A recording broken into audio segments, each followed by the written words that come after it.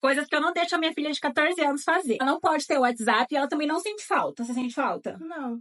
Pronto. Ela só pode mexer no celular até as 8 da noite e final de semana tá liberado. Ela não pode usar roupa decotada e nem roupa curta. Porque também não dá, né? Não dá. Né?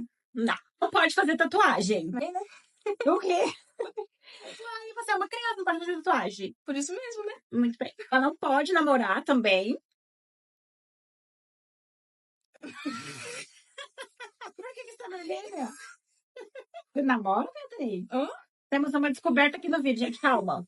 Ela tem um paquera, mas eu não sei também. Você tá namorando? Tá namorando? Não. Então não pode namorar. Quando ela sai de casa, ela pode voltar pra casa só até 6 horas da tarde. Passou disso, ela nem sai de casa. Ela também não pode colocar piercing. Nem na orelha? Não. Só eu que posso.